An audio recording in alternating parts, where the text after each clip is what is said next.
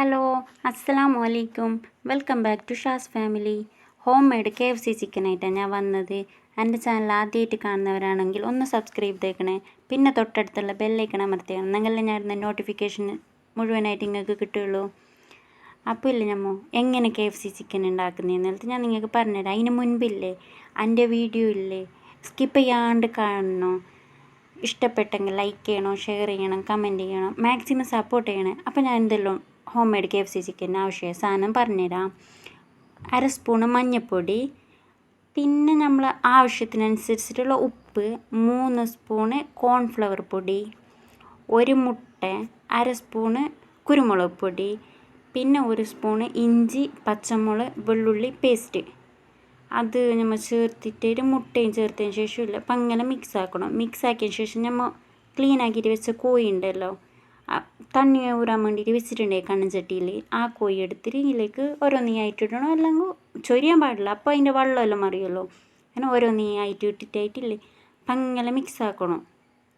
പിന്നെ ഇങ്ങനെ നോക്കുന്നുണ്ടാവും അതിലെന്ത് പകുതി പീസ് ബാക്കി, അത് ചെറിയ ചെറിയ പീസായതുകൊണ്ട് അത് മാറ്റി വെച്ചത്, അത് വേണ്ടാന്ന് പറഞ്ഞിട്ട് വലിയ പീസ് മാത്രം ഉപയോഗിച്ചത് ഞാൻ. അങ്ങനെ പങ്ങനെ മിക്സ് ആക്കണം. ഫുൾ അതിലേക്ക് മസാല പിടിക്കാൻ വേണ്ടിയിട്ട് ഞാൻ ഫോർക്കിൽ ഇങ്ങനെ കുത്തിയിട്ട് ഹോൾസ് എടുത്തിന്. അന്നെങ്കിൽ അതിലേക്ക് നല്ല മസാല പിടിക്കും എത്ര.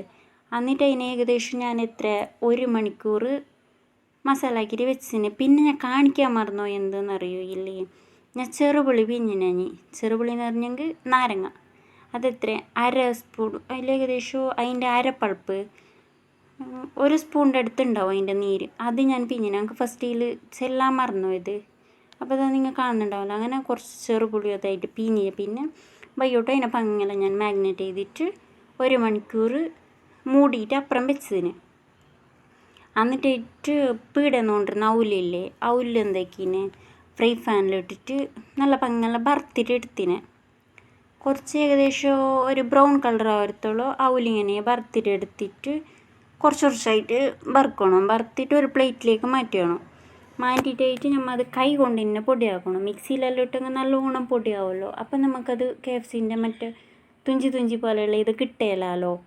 അങ്ങനെ ഫുള്ളിങ്ങനെ വറുത്തിട്ടായിട്ട് ഒരു പ്ലേറ്റിലേക്ക് ഇട്ടിട്ട് കൈ വെച്ചിട്ട് കുറച്ചായിട്ട് പൊടിയാക്കിയിട്ട് എടുക്കുന്നത്. ഞാൻ കുറേ പൊടിയാക്കുന്നുമില്ല, നിങ്ങൾക്ക് വീഡിയോയിൽ കാണും അതെങ്ങനെ ഞാൻ പൊടിയാക്കുന്നില്ലെന്നിട്ട്. അങ്ങനെ പൊടിയാക്കിയിട്ടായിട്ട് 2 മുട്ട എടുത്തിന് ഞാൻ.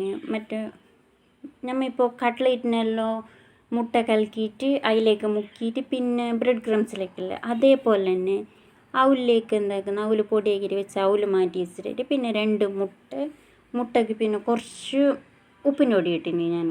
എത്ര 1/4 സ്പൂണാവും, 1/4 സ്പൂൺ ഉപ്പിൻ്റെ പൊടിയും പിന്നെ കുരുമുളക് നിങ്ങൾക്ക് വേണം കിട്ടാൻ മതി. ഞാൻ ഇട്ടിട്ടാണ് എനിക്ക് കുരുമുളക് വേണ്ട പറഞ്ഞിട്ട്.